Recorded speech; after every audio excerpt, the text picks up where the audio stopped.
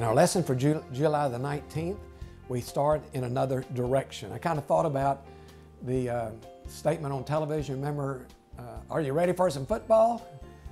Well, are you ready for some revelation?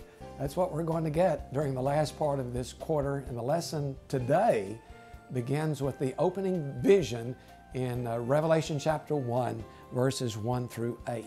I always remember the story of Leonardo da Vinci when he was working on the painting of the Last Supper. And the story says that he was working on it, was about halfway through, and he had a friend who came in. And the friend became entranced with the two silver goblets that were sitting on the table. And over and over again, the friend commented on those silver goblets, how beautiful they were, how engaging they were, how they caught his attention. And finally, Da Vinci took his brush and brushed them out. He said, "It's not those cups I want you to see, it's the face of Jesus." In other words, he wanted to obliterate anything that took away from the focus on Jesus Christ himself. And the reason I remember that story is I think that's a good approach to take as we begin our study of the book of Revelation, because it would be so easy for us to get caught up with and to get enamored with all of the different figures and images of the book, so much so that we lose sight of the central focus of the book itself.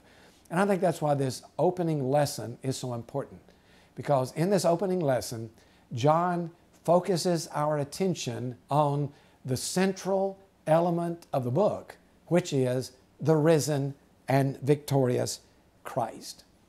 The book of Revelation gives us one of the most exalted and one of the most informative pictures of Jesus as any book in the New Testament. So as we get started, let me do a little kind of editorial work. Who wrote it? That kind of thing under Roman numeral number 1. One commentator calls Revelation the strangest book in the New Testament, and we would probably all agree with that.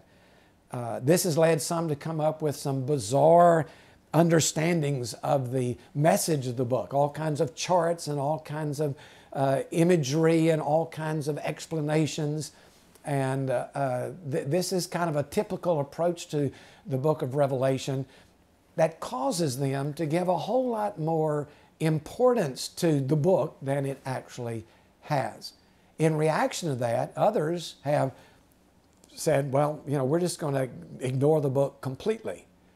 I think what we need to do is to find a middle ground between these two extremes, not giving too much importance to some of the things in the book, but on the other hand, not ignoring it, because it is in the New Testament, and as I said earlier, it gives us one of the great pictures of Jesus. The traditional view is that the Apostle John wrote this book of Revelation from the island of Patmos, where he was in exile at the very end of his life, although this is not a unanimous opinion. The general consensus is that the book was written somewhere around the end of the century, probably about 95 AD, at the close of the reign of Domitian, D-O-M-I-T-I-A-N, who was ruler of the Roman Empire. Several reasons for that. Number one, the extent of the persecution in the book points to that period. Number two, the state of the churches as they are described in Revelation 2 and 3 points to that period. Number three, the external evidence, that is the testimony by the early writers, the early church fathers, points to that date. So maybe by John the Apostle, maybe not. 95 AD, the end of the first century. What is not questionable at all is the style of the book. It's written in an apocalyptic style around the idea of two ages